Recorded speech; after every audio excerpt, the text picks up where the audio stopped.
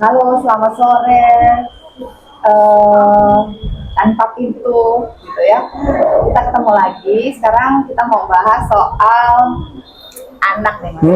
Ini kan banyak ya yang sudah ngomongin soal pekerjaan nih misalnya nih pekerjaan kok nggak datang-datang, pikir-pikir nggak ada, ini harus seperti apa kan Mas itu sudah banyak banyak bahas mengenai itu gitu ya untuk masalah letting in.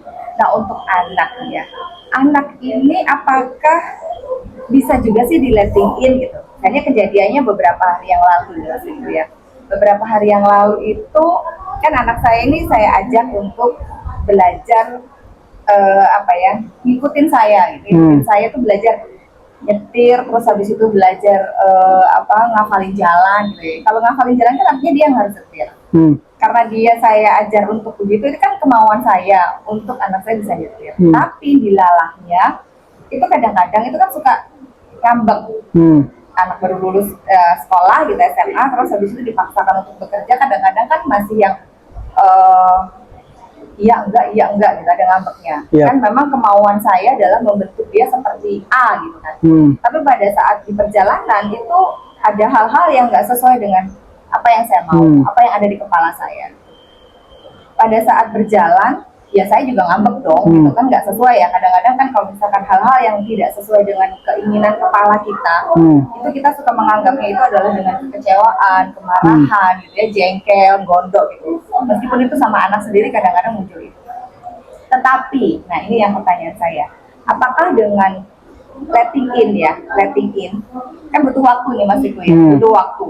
Kemarin saya berpikir bahwa saya menyadari bahwa oh iya oke, dia memang lagi seperti itu artinya saya yang dilatih untuk sabar gitu, dilatih untuk mengerti apa yang saya yang ini kemauan saya bukan dia gitu artinya.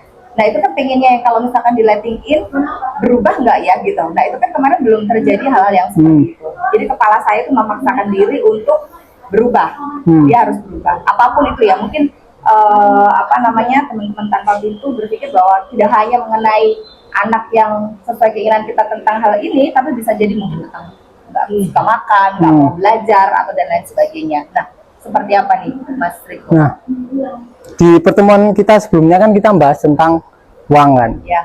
Nah sekarang tak tanya, yang tentang uang udah berhasil belum?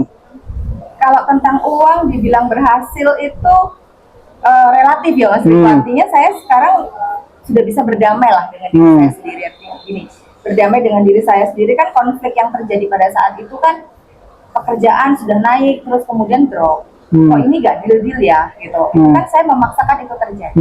Memang saat ini itu belum terjadi secara 100%. Tetapi yang di dalam saya sudah mulai nerimo gitu. Kalau dulu kan nggak isto ini harus mengusahakan A, B, C, D, E sampai dengan semua akhirnya diusahakan dan dipaksakan untuk bisa berhasil.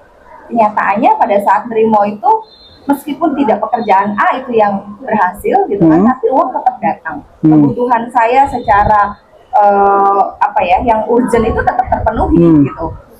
Tidak dari hasil pekerjaan yang saya paksakan sebelumnya, tetapi tetap ada gitu. Dan itu memang lebih nyaman gitu, lebih nyaman karena nggak merungsung ya kita ya, kepalanya kita nggak capek untuk mengejar sesuatu yang sebenarnya itu bagian kita tuh bukan di sana. Jadi gini, intinya adalah semesta itu punya pola tersendiri dan tidak akan mengikuti pola kepala kita. Artinya kan kita misal punya masalah utang, kita ngira oh solusinya itu aku harus jual rumah. Padahal ketika kita benar-benar letting in, kita benar-benar menyadari ketakutan kita, belum tentu solusinya itulah jual rumah. Oke? Intinya apa yang terjadi akan selalu mengkhianati ekspektasi kepala kita. Intinya itu. Jadi kalau misal kasusnya Mbak Deni tadi pinginnya dapat uang dari tender A, ternyata uangnya itu cairnya dari tender B. Atau bahkan nggak lewat tender. Tiba-tiba dagang apa laris gitu kan. Sama, artinya adalah semesta tidak pernah mengikuti pola kepala kita. Nah, jadi yang perlu kita lakukan adalah kita menjadi air dan mengikuti pola semesta. Jadi kita perlu menyadari identitas kita yang saklek, yang kaku, yang inginnya solusinya A gitu. Kita hanya ingin memandang utara, padahal solusinya banyak. Nah, itu yang perlu kita sadari.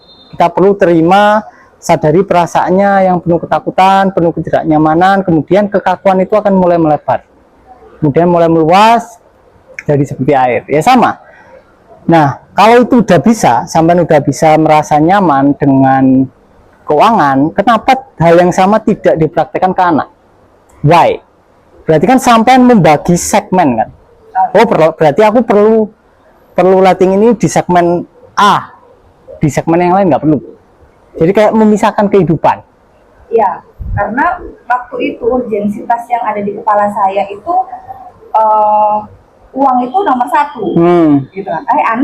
Kayaknya anak ini gampang aja diatur, gitu kan. Karena kan kita orang tua ya, pendekat film ini ya wis tak ceples misalnya kayak gitulah ya, gitu. Kalau duit kan kita nggak bisa di luar kontrol kita ya. Menurut kepala saya, anak itu bisa ada di kontrol kita, bila ternyata tidak segampang itu, gitu. Ini gini, kesalahan manusia adalah membagi kehidupan menjadi segmen-segmen. Padahal itu artinya soal anak, soal hubungan dua kekasih, rumah tangga itu akan saling mempengaruhi dengan segmen yang lain. Kalau rumah tangganya nggak bagus, otomatis keuangan juga nggak akan begitu bagus. Kalau hubungan dengan anak nggak begitu bagus, itu juga akan mempengaruhi segmen-segmen lain. Kalau hubungan uangnya ini kurang, otomatis hubungan dengan romansa juga nggak bagus, bener nggak? Ya. Saling mempengaruhi, jadi jangan membagi segmen. Jadi lighting in perlu dipraktekkan ke keseluruhan kehidupan sehari-hari. Jadi lighting in pada dasarnya adalah kondisi keterbukaan. Jadi kita perlu terbuka total di dalam 24 jam keseharian kita, entah dengan anak, entah dengan suami, entah dengan istri, entah hubungan kita dengan uang, entah dengan rekan kerja, entah dengan satpam perumahan, satpam apartemen, entah dengan pegawai pertokoan, entah kita ke mall berhubungan sama kasir, itu sampai perlu terbuka total. Jadi tidak membagi segmen kehidupan. Wah, aku harus praktek di momen ini. Wah, yang lain aku bisa libur. Itu sama kayak kalian membagi segmen. Oh, aku harus ibadah hari Jumat aja. Hari yang lain enggak. Hari aku libur. Senin, Selasa, Rabu, Kamis, aku libur. Sabtu, Minggu aku libur. Aku masuknya cuma Jumat. Nah, itu aneh. Berarti ini kalau mau dikaitkan, kita bisa kembali lagi ke periferal ya, Mas Riko ya. Periferal itu kan kita melihat secara keseluruhan, secara luas. Artinya itu menjadi bagian yang utuh. Gitu ya, Mas Riko. Kan periferal itu kan nggak dibagi per segmen ABC, tapi kita tidak ada fokus yang ada di sana kan. Kita melihat dari segi yang begitu luas dari penglihatan kita. Berarti kehidupan itu sebenarnya ya jadi satu sama. Jadi satu, ya. Satu spektrum itu nggak di kotak-kotak. Kesalahan manusia adalah mengkotak-kotakan. Oh, ini rumah tangga sendiri, oh ini rezeki sendiri, padahal enggak, itu jadi satu. Ketika satu terganggu, yang lain akan terganggu. Sama kayak tubuh sampean lah. Iya. Anggaplah sampean sariawan. Bagian yang lain pasti nggak enak. Mau itu kaki, tangan, pasti rasanya nggak enak. Iya kan? Iya. Misal kaki sampean kejedot, kepala sampean pasti rasanya nggak enak. Ya sama. Satu bagian nggak enak, pasti yang lain itu ikut nggak enak. Anggaplah sampean punya jantung, yang lain juga kepengaruh. Ya kan? Ya jalan juga nggak enak. Nah sekarang kalau kita mau memisahkan, mau dipisah nih tubuh manusia. Nah sekarang hubungannya jantung sama kaki apa? Kalau kita pisahkan, kita kan anggapnya oh nggak ada hubungannya. Ya. Tapi kalau kita melihat secara wholeness, ya ada hubungannya. Kan ada saraf-sarafnya yang berhubungan, ya sama. Keterkaitan antara satu dengan yang lain itu ya berarti. Betul, ya. saling terkait. Dan kalaupun misalnya kita mau menyadari ya Mas Riko, kan ini kan kebanyakan orang kan melihatnya dari sisi yang nggak enak. Kadang-kadang dicari gitu ya, dicari seseknya, dicari sakitnya. Padahal pas kondisi kita nyaman baik-baik aja, itu kita nggak aware di sana. Apakah itu juga menjadi satu kesatuan? Kan gini Mas, misalnya dulu saya lagi ditagih utang atau mungkin anak saya lagi nyebelin gitu kan, itu kan pasti rasanya sama, cuman label kita aja yang berbeda ya. Sesak di dada lah, yang kadang-kadang nyeri, panas dan lain sebagainya. Sensasi yang keluar pada saat rasa nggak enak itu muncul. Maksudnya rasa nggak enak itu kepala kita menganggap itu nggak enak. Tetapi pada saat kita bahagia, kita dapat door prize, kita dapat kaget, kita disayangin orang, kita mendapat hadiah banyak, pokoknya hal-hal yang baik. Itu kadang-kadang kan kita nggak aware dengan rasa yang ada. Apakah rasanya itu sama atau rasa berbeda, atau itu menjadi satu kesatuan yang kalau nggak enak itu harus dijadikan enak nih, atau seperti apa? Intinya gini, air itu bisa masuk ke semua media. Jadi label positif negatif itu adalah botol, bentuk botol. Nah, bentuk botol mewakili kepercayaan pusat kita. Kalau misal suatu energi melewati pipa yang bentuknya lonjong, dia akan jadi lonjong. Yang bermasalah apakah airnya atau pipanya? Pipanya. Yang lebih bermasalah adalah penolakan kita. Kalau itu dibiarin lewat kan lewat doang, iya kan? Iya. Kalau dibiarin lewat, lama-lama pipanya hilang. Paradoksnya itu. Oke. Berarti sebenarnya kok dua ya Mas Riko? Sama aja. Hasilnya mau itu rasanya sesek ataupun bahagia, hasilnya sama. Nggak ada positif negatif. Makanya lama-lama awal-awal letting in kalian akan lebih banyak damai awal-awal. Ya damainya 70%, galaunya 30%. Lama-lama jadi damai terus. Tapi lama-lama jadi biasa. Jadi netral. Kayak nggak ada bedanya antara benci sama cinta. Karena keduanya sama aslinya. Labelnya aja. Labelnya aja. Energinya kan sama. Kemarin saya baru melewati masa itu ya Mas Riko. Melewati masa-masa kebencian, melewati masa-masa tidak diterima, melewati masa-masa tangki cinta yang nggak ada. Itu artinya tidak dicintai dan sebagainya. Pada saat saya mulai menyadari bahwa rasa itu ada, hadir, dan ketemu sama orangnya, orang yang paling apa ya buat saya itu dulu yang saya mikirnya bahwa gara-gara kamu, gara-gara ini, pokoknya kamu yang bikin sakit hati dan sebagainya. Pada saat praktek letting in dan lebih banyak ke periferal ya, karena dengan periferal itu kan kita melihat tadi itu, melihat secara garis besar kehidupan, tidak hanya dalam satu titik sesuai dengan fokus mata kita, tapi sampai di sudut mata itu kan kelihatan gitu.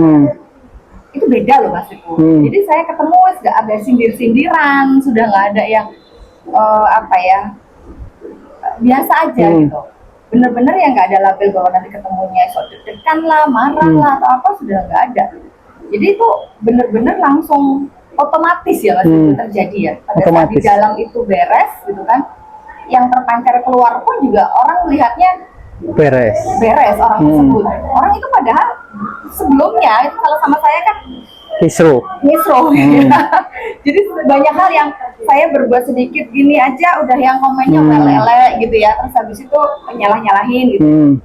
Ternyata pada saat saya belajar dari apa yang Mas Riko sampaikan gitu ya, periferal, saya banyak mengambil waktu sekarang periferal 24 jam itu bisa lebih banyak waktu untuk periferal dan menerima apapun yang ada dan sensasi rasa-rasa yang hadir pada saat nggak enaknya gitu ya.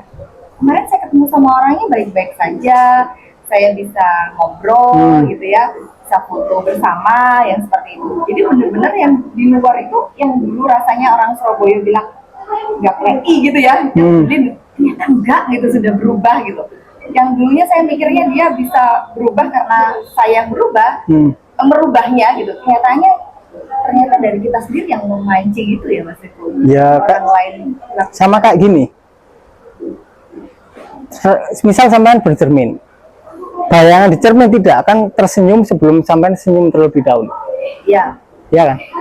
Artinya semua kejadian di luar itu adalah cerminannya kondisi batin sampean. Kalau sampean damai ya lingkungan sampean akan damai.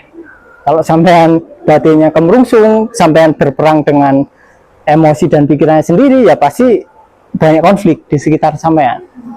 Intinya semua segi kehidupan sampean adalah cerminan dari kondisi batinnya. Kalau batinnya nggak perang satu sama lain, ya damai-damai aja. Jadi kesimpulannya adalah batinnya yang harus diberesin dulu. Apapun yang terjadi di luar gitu ya, itu adalah cerminan di kita. Misalnya ada orang yang nyakitin kita, apapun itu yang kata hati kita ngomong nyakitin, itu ternyata kita yang panggil. Kalau istilahnya Mas Riko pada saat itu, kalau botolnya isi kopi, disenggol, numplek, kopinya numplek, tapi wis habis, jadi senggol kayak apa-apa ya, wis gak ada apa-apanya gitu ya Mas Riko ya. Itu adalah konklusi, ada kesimpulan yang video sebelumnya. Nah, video yang saat ini hampir sama gitu. Intinya adalah kondisi yang terjadi di batin kita tapi tidak harus juga untuk saya mau ini terjadi terus tak ubah kayak gini, nggak juga begitu kan Mas Riko Iya, ya. betul. Jadi alam semesta ini ya mengalir begitu saja. Kita tidak perlu mengubah matahari yang terbit dari timur dan tenggelam ke barat itu otomatis kita nggak usah ngatur, nggak usah nyetel, itu akan terjadi begitu kan Mas Riko. Seperti Betul. itu kehidupan berarti ya. Jadi lebih rileks dalam menghadapi hidup, lebih tenang dalam menghadapi apapun itu gitu kan. Karena kita tahu bahwa ujung-ujungnya ya batin yang diberesin. Gitu ya. Maksudnya mungkin ada tambahan lagi Yap. untuk hasil. Jadi memang yang paling penting adalah menjernihkan batin sampai benar-benar damai. Tapi paradoksnya sebetulnya adalah tidak ada yang perlu dibersihkan karena semuanya adalah ilusi. Ya, kita membersihkan kotoran yang tidak ada, bahkan sapunya nggak ada sini. Nah, paradoksnya di situ. Tapi ya dilakuin aja, nggak ada masalah. Dibersihkan yang pada dasarnya tidak ada. Nah kan, udah ikut workshopnya aja deh kalau misalkan memang pengen tahu lebih lanjut, pengen ngerti, pengen diskusi gitu ya, langsung ikuti workshopnya. Nanti workshopnya akan di-share di Tangkap Info. Terima kasih, sampai jumpa.